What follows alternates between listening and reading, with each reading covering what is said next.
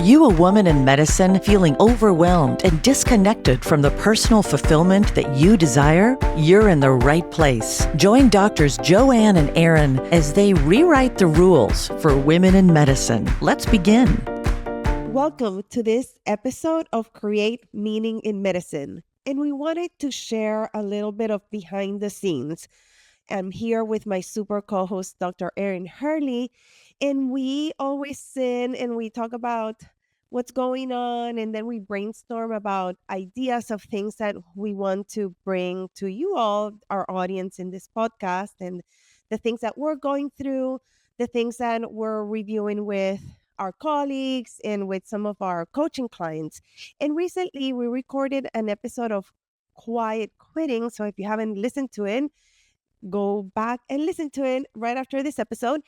And we were talking about how that's showing up and how has it shown up in our own lives, in the people that we love, and even in our clients. And we had a really good discussion. And I said, Erin, we need to have this recorded because Erin had an interaction with one of the clients, a woman physician that she's coaching. And it was a really good example of maybe getting stuck in situations, or I know the word stuck sounds dramatic, but going through struggles and when to take quick actions to get the results that we want, but not just being busy and impulsive, but having that clarity and the awareness of what are those good actions that we need to take to get the quick results that can create that ripple effect. So I'm going to stop here and Erin, tell us all about it.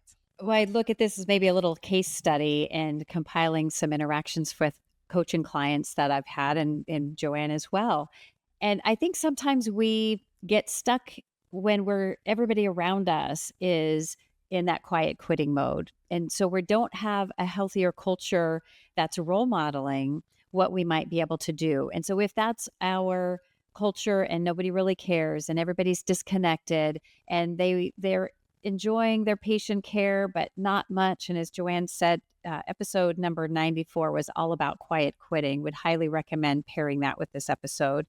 It's hard to find a role model in those cultures where you see someone who's heart-centered, who's really leaning in, who's willing to take action, because most people are like, it's not even going to make a difference. Oh, we work for corporate medicine. Nothing makes a difference. Haven't you seen? And yet we need to understand that taking no action is a choice. And that's the action you're choosing, is taking no action. And when we can find a way to shake it up and do differently, we will then find a different course and might even be able to get results that are more in alignment with what we would like to see, instead of the results that we might find ourselves complaining about every day with our colleagues. Does that resonate at all, Joanne? Yes, and I would love for you to expand, because this message can go both ways. We can hear the message of move, move, move, right? Like that excessive productivity that we get stuck in, because that's a role model that we do have, versus what are the things that we should be paying attention to that let us know that some kind of change is needed. You're right. We can put our energy into so many areas. And if you find you're putting energy into something and you're getting no return, and in business, they talk a lot about return on investment. So you might hear Joanne and I talking about that.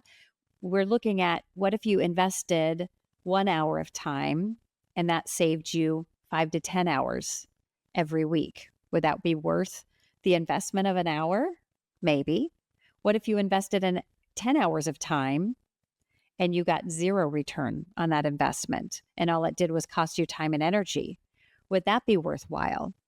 And so in medicine, sometimes we kind of tackle our work in a chaotic, just you have so much to do, you're just going to do whatever makes sense, without kind of pausing and looking at how can we invest our time, invest our energy, invest our decision-making in a manner where we can get a better return on investment, and yet also not be afraid to maybe try something new and just get curious. What if I get benefit out of this?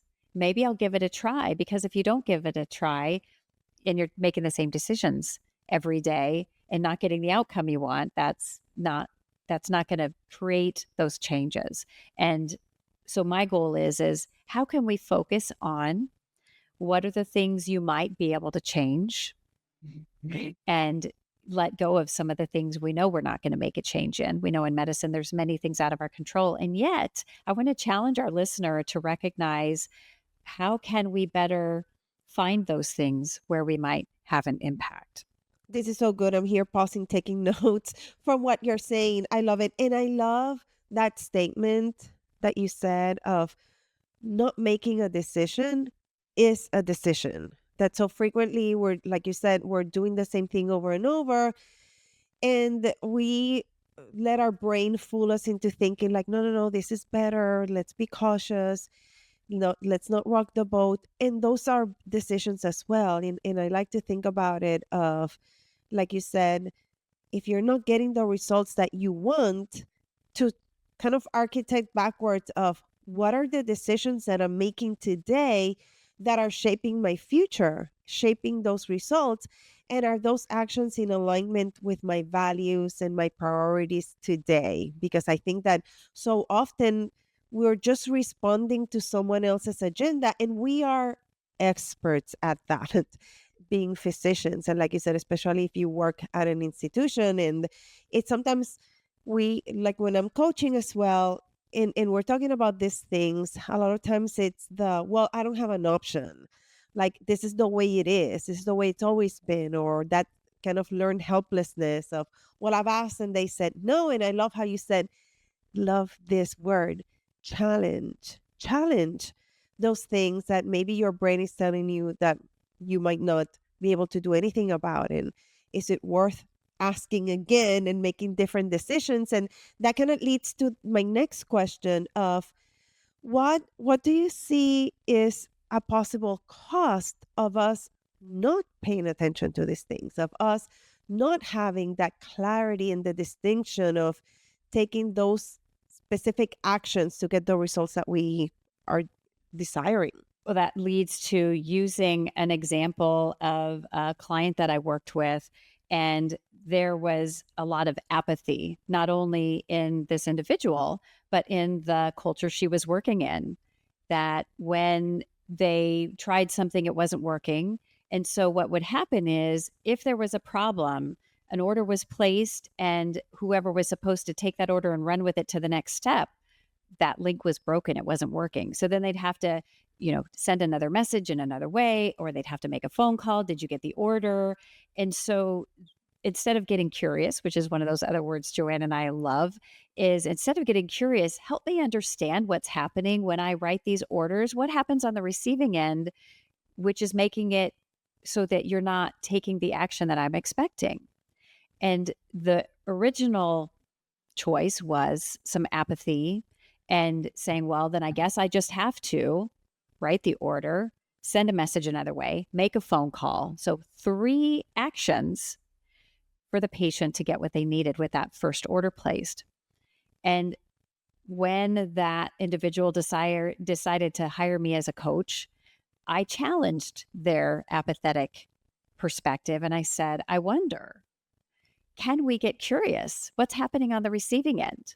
Why is that chain broken, where you write the order and you expect it to be received on the other end and action to be taken?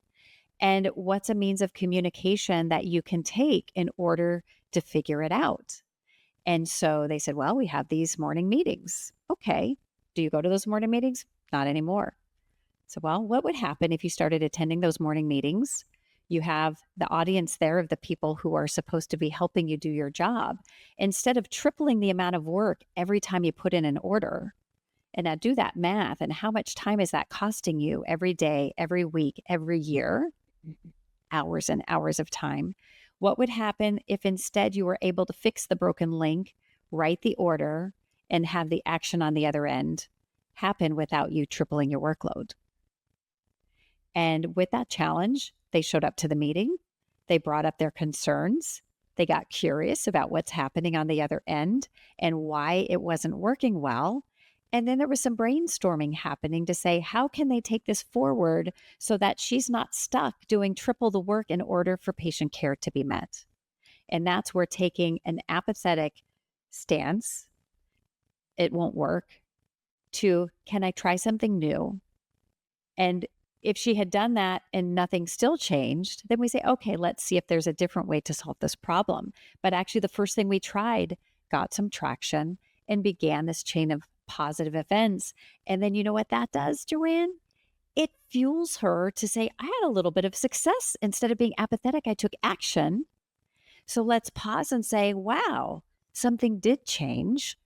Get curious. I wonder what else is possible. And allowing that momentum to carry forward to fuel you to say, I wonder what's going to happen if I start showing up to these meetings every week. I wonder what might happen if I start voicing concerns or getting curious about things that I'm concerned with or that aren't working well with the team to say, how can we collaboratively problem solve together? And I wonder what other kinds of changes in your results will happen, because if every order she does is now taking a third of the time, imagine just that streamlined workflow. And then when the other end of the receiving has a better understanding, did you know that every time I write an order and I have to do triple the work to get that done, what that's doing to affect my ability to see patients? This is so insightful. And like we were talking in the previous episode of Quiet Quitting, using the negative emotion as a trigger, like it's okay. And then saying, like you mentioned, apathy. And then using that as like, wait, this is not okay. And then love, of course, the word curious and making decisions, taking action, and then that creating the momentum to keep on moving forward, right? And patting yourselves in the back. And that's how we deal with that learned helplessness, because we do something different and we get a different result. And then from there we learn, we grow, and then we're better leaders, better role models. And something that came to mind as I was listening to you is we all have kind of a success formula, like something that if you think of something that you worked really hard to get, something that, you know, like, and then you look back and you know that you followed steps, like the thing that whenever I had that question asked in one of almost first coaching calls I had ever, they asked me that question. I was like, oh my God. And what came to mind was running my first marathon, my first full marathon. And I, you know, very nerd, I read a book. It's like Marathon for Dummies, one of those. And, you know, I signed up with a friend, and she gave me a lot of her ideas because she had done it before. And I told people, I scheduled it. I really created a plan, saved the time. My kids were younger, so I needed time for them. And I did it. And there was a lot of help that I needed to train for that marathon, and voicing the help, and a lot of boundaries and protection of my time in order for me to run that marathon, which is one of the things that I feel so proud about for myself. And then whenever I feel like I'm stuck, or I feel like what you're saying, that I keep on, it seems like I'm trying, but I'm still getting the same results. I always go back to that of what is my success formula, and how often I don't use those steps in the big things that I want. And I always go back, even though my brain goes like, what does running a marathon have to do with medicine? But it has everything to do with me being in alignment, me not, you know, fighting that Lone Ranger mentality that we have of I can do it alone, I don't need help. And like you said, voicing the need, getting curious, and really thinking outside the box, which we're actually, unfortunately, trained not to do. We're trained to just kind of follow what's there. I don't know. I know that I went on a little side note here, but that's what comes to mind, because it's another way to get curious of what have we done in the past that we can leverage those tools in these things that we want now, so that we move into action, so that we make those decisions. I love the way you said it. It was so inspiring. And I'd love to expand on that, Joanne, because you brought up a couple of great things. One is, you'd asked about the cost. This client I was talking about, what was the cost of her not taking action? Wasted hours of time.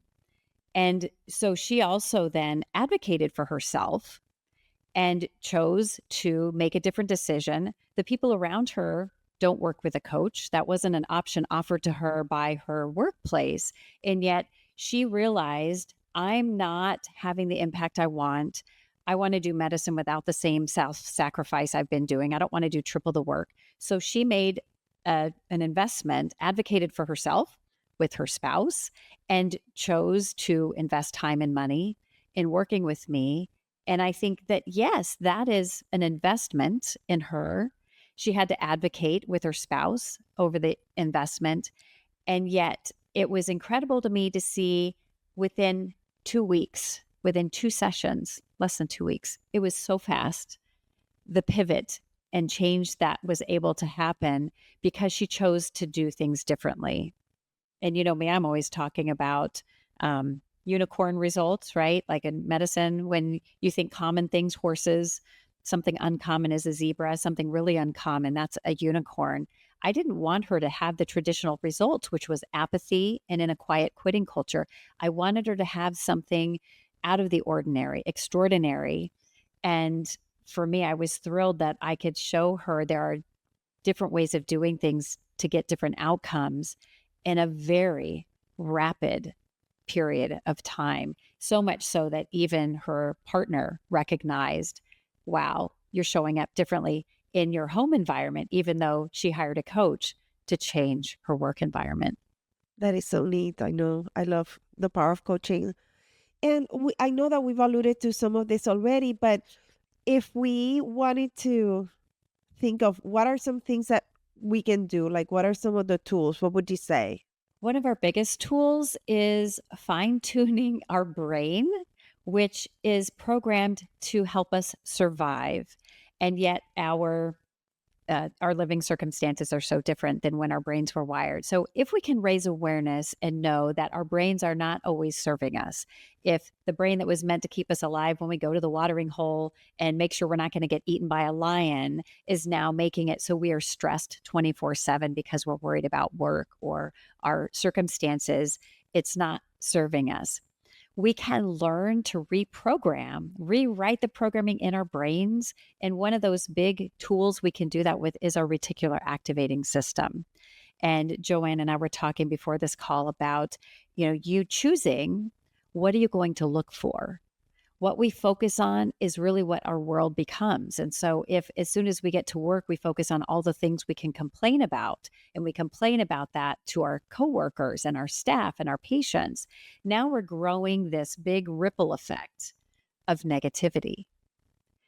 What if instead, knowing that our brains are wired for the negative and it's easier for us to see the negative, if we know that, we make an intentional choice to say, I'm going to look for the positive and I'm going to seek it out and look really hard. Maybe I can only find 1 out of 10 things that's positive.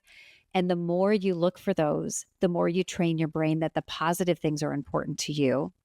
And so that becomes more of your reality because you learn to filter out some of the negative things instead of that becoming your entire reality. So what's the filter you use? And can you use it more to your advantage? The second is, how are you role modeling and who are your role models? And if your organization doesn't have great role models for you, can you look outside of your organization? If medicine isn't sharing great role models with you, can you look outside of medicine? So let's get out of this. For those of you looking on YouTube, I'm making a little tiny box with my fingers. In medicine, I feel like we try to solve problems in these tiny little boxes. And for me, I had to get outside of medicine, work with a coach, get into personal growth and development outside of medicine to better solve problems inside medicine. So again, who's role modeling for you? And how can you better role model for others? Things like Joanne was talking about, the intentional pit stops that we talked about in episode 92. Can you role model it's okay to take a break and it's actually better for you? And then the resources. What resources are available for you? Maybe there's a wellness program that works at your program that you're not tapping into. Do you need a therapist or counselor to help you? Could you tap into friends in your neighborhood? Could you tap into help from your partner, spouse, or even your kids? Or could somebody like a coach help you get unstuck, where you can then learn to get out of the rut that you're in with the right support or community? I love this, Erin. And I love when we brainstorm and we come up with this important discussions and things that are neat that we're not listening, like you said, right? Like what are our role models? And I'm glad that we have the opportunity to use this platform, this podcast, to talk about things that are not always easy to talk about. And love kind of um reframing what you said of the just that of the importance of having the role models, and how we need to really have that honesty, that clarity to make the right decisions, to move in the direction that we want. And that sometimes it does take an investment of time, and asking for help, and saying it out loud. And I love the challenge of, is it really that the only way? Can you face things from a different perspective, and really remind yourself of the things that you can control, and then of course the things that we can do. I love the framework you gave us of reprogram your brain to really choose your filters. It could be a filter that's darker and kind of muggy, or it could be a little brighter, and you know how to clean it up. So you make sure that you're looking at it from that full spectrum, and brighter. Seek the right role models, whether they're around you or you expand. And then definitely look at resources. And we're very proud that and honored that we are a resource for you as well. Erin, what is one nugget that you can wrap this up with? Never give up, and try something new if what you're doing isn't working. And one piece of advice that one of my coaches gave me is, try things new, but not for too long, because if that's not working, you're going to want to try something else. Just don't give up on trying something new. As Joanne said, we're here for you. If you want to connect with us, reach out, because you're not alone. Other people have experienced similar circumstances that you have, and maybe they've figured the way out. You don't have to take every step on your own. Allow others in so they can help you solve problems, and not have to feel so alone in that. And talking about asking for help and saying it out loud, we have a big ask. So if you haven't yet, you can go to the, literally like that, go to show, and give us a rating and a review, especially if you haven't yet. And even better than that, share it. If you know someone who can benefit from this information, share it. We want to get in front of more people, and get feedback, and get better ourselves in what we can provide to you. And with that, stay tuned, because our next episode is coming right up. Do you want exclusive resources and the opportunity to connect with us? Then visit createmeaninginmedicine.com now, where you'll dive deeper into how you can create meaning in medicine. And if you're serious about optimizing your results, take 2 quick steps now. Connect with us on the website and tune in to the next episode.